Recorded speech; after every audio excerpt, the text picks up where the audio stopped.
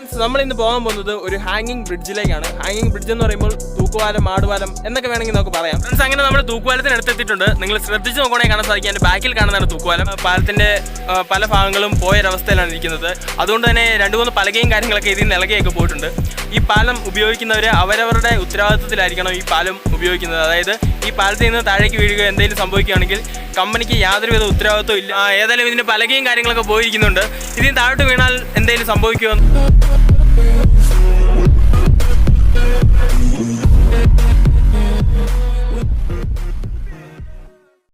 Hello friends, നമ്മൾ ഇന്ന് പോകാൻ പോകുന്നത് ഒരു ഹാങ്ങിങ് ബ്രിഡ്ജിലേക്കാണ്. ഹാങ്ങിങ് ബ്രിഡ്ജ് എന്ന് പറയുമ്പോൾ തൂക്കുപാലം, മാടുപാലം എന്നൊക്കെ വേണമെങ്കിൽ നമുക്ക് പറയാം.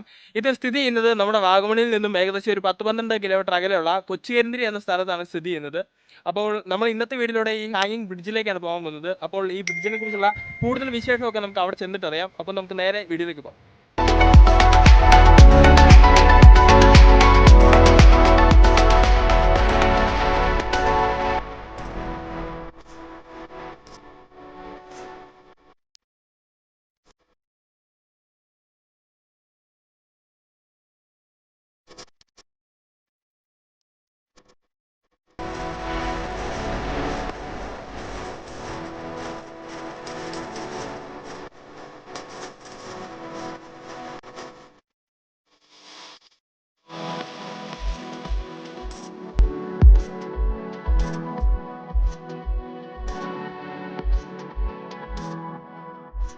ഹലോ ഫ്രണ്ട്സ്, അങ്ങനെ നമ്മൾ തൂക്കുപാലത്തിന് അടുത്തെത്തിയിട്ടുണ്ട്. ഇതൊരു എസ്റ്റേറ്റിനുള്ളിലാണ് സ്ഥിതി ചെയ്യുന്നത്. അതുകൊണ്ട് തന്നെ നമുക്ക് ഇതിനുള്ളിലേക്ക് കുറച്ച് നടന്നു പോകണം. വണ്ടി അങ്ങോട്ട് പോകത്തില്ല. അപ്പോൾ നമുക്ക് അതിനുള്ളിലേക്ക് പോകാം. എസ്റ്റേറ്റിൻ്റെ ഉള്ളിലൂടെയാണ് നമ്മൾ നടക്കുന്നത്. മൊത്തം കാടാണ്, അതുപോലെ തന്നെ മൊത്തം തേയിലക്കാടാണ്. അതുകൊണ്ട് വേറെ ലെവലാണ്. ഏതായാലും നമുക്ക് അതിനുള്ളിലൊന്ന് പോയി നോക്കിയിട്ടില്ല.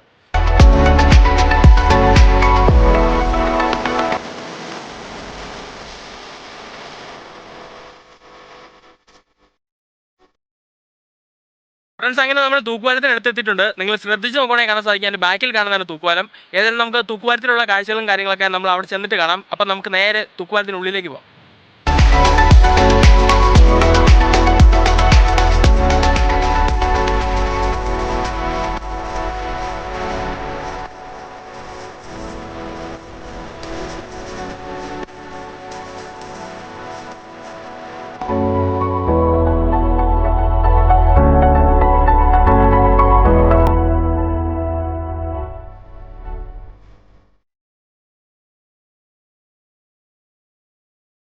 ഞാൻ തുടക്കത്തിൽ പറഞ്ഞ പോലെ തന്നെ ഈ പാലം സ്ഥിതി ചെയ്യുന്നത് കൊച്ചിയരിന്തിരി എന്ന സ്ഥലത്താണ്. അതായത് ഇടുക്കിയിലെ കൊച്ചിയരിന്തിരി എന്ന സ്ഥലത്താണ് സ്ഥിതി ചെയ്യുന്നത്.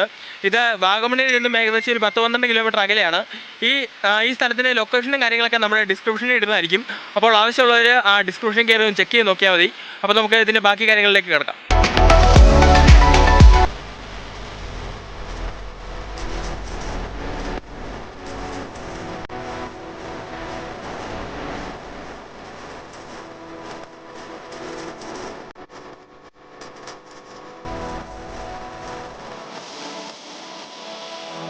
ഇത് ഏകദേശം ഒരു 2008-ലാണ് പണി തീർത്തിരിക്കുന്നത്.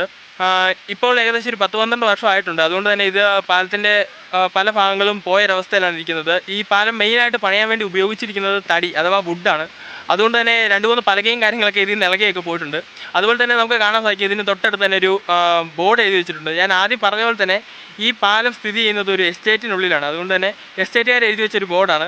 ഈ പാലം ഉപയോഗിക്കുന്നവർ അവരവരുടെ ഉത്തരവാദിത്വത്തിലായിരിക്കണം ഈ പാലം ഉപയോഗിക്കുന്നത്. അതായത് ഈ പാലത്തിൽ നിന്ന് താഴേക്ക് വീഴുക എന്തെങ്കിലും സംഭവിക്കുകയാണെങ്കിൽ കമ്പനിക്ക് യാതൊരുവിധ ഉത്തരവാദിത്വം ഇല്ല എന്നുള്ള രീതിയിലാണ് ബോർഡ് എഴുതി വെച്ചിരിക്കുന്നത്. ഏതായാലും നമുക്ക് ഈ പാലത്തിനുള്ളിലേക്ക് ഒന്ന് നടന്നൊക്കെ നോക്കിയിട്ട് വരാം.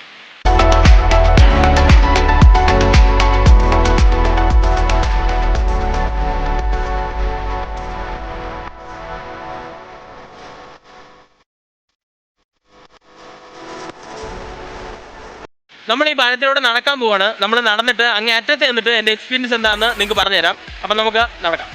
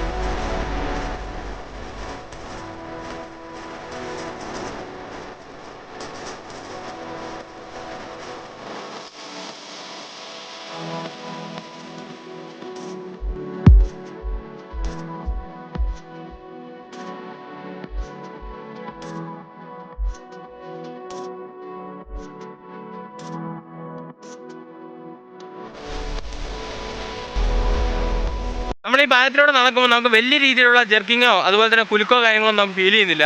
ഏകദേശം ഇതിൻ്റെ സെൻറ്റർ വരുമ്പോൾ മാത്രം ചെറിയ രീതിയിലുള്ള ഒരു കുലുക്കം മാത്രമേ നമുക്ക് ഫീൽ ചെയ്യുന്നുള്ളൂ. ഏതായാലും ഇതിന് പലകയും കാര്യങ്ങളൊക്കെ പോയിരിക്കുന്നുണ്ട്. ഇതിന് താഴോട്ട് വീണാൽ എന്തെങ്കിലും സംഭവിക്കുമോ എന്നുള്ളൊരു പേടി മാത്രമേ ഉള്ളൂ, വേറെ കാര്യങ്ങളൊന്നുമില്ല. ഏതായാലും ഇതിൻ്റെ അടിഭാവമൊക്കെ വേറെ ലെവലാണ്. അതുകൊണ്ട് തന്നെ നിങ്ങൾക്ക് ഇതിൻ്റെ അടിഭാവവും ഇതിൻ്റെ ചുറ്റിനുമൊക്കെ നിങ്ങളൊന്ന് കാണിച്ചു തരാം.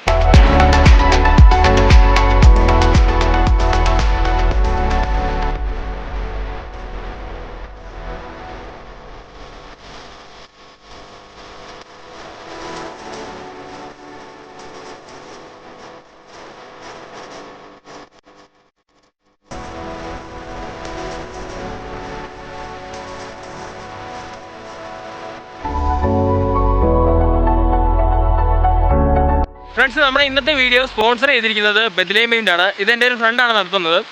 ഇതിനെക്കുറിച്ച് കൂടുതലായിട്ട് പറയുകയാണെങ്കിൽ ഇത് കല്യാണം, അതുപോലെ തന്നെ മാമോദീസ, അങ്ങനെയുള്ള എല്ലാ ഫംഗ്ഷനും അതുപോലെ ട്രാവലിങ് എന്നിങ്ങനെയുള്ള എല്ലാ വർക്കുകളും ഇവർ ഏറ്റെടുത്ത് ചെയ്യുന്നുണ്ട്. ഇപ്പോൾ ഒരു കല്യാണമൊക്കെ എടുത്ത് നോക്കുകയാണെങ്കിൽ അവരൊരു പാക്കേജ് ആയിട്ടാണ് ഇത് സെറ്റ് ചെയ്തിരിക്കുന്നത്. പാക്കേജ് എന്ന് പറയുമ്പോൾ ജുവലറി, ഫോട്ടോഗ്രാഫി, കാറ്ററിംഗ്, അതുപോലെ എന്തെങ്കിലും ഒരു കല്യാണത്തിനുള്ള എല്ലാ കാര്യങ്ങളും അവർ സെറ്റ് ചെയ്ത് തരുന്നതായിരിക്കും. അപ്പോൾ അവരെക്കുറിച്ചുള്ള കൂടുതൽ ഡീറ്റെയിൽസ് എല്ലാം എൻ്റെ ഡിസ്ക്രിപ്ഷനിൽ ഇടുന്നുണ്ട്. അപ്പോൾ അവരെ കോൺടാക്ട് ചെയ്യണമെന്ന് ആഗ്രഹമുള്ളവർ എൻ്റെ ഡിസ്ക്രിപ്ഷൻ ഒന്ന് ചെക്ക് ചെയ്താൽ മതി. അപ്പോൾ അവിടെ ചെല്ലുമ്പോൾ എൻ്റെ പേരൊക്കെ പറയുകയാണെങ്കിൽ ചിലപ്പോൾ ഡിസ്കൗണ്ടൊക്കെ ലഭിക്കുമായിരിക്കും.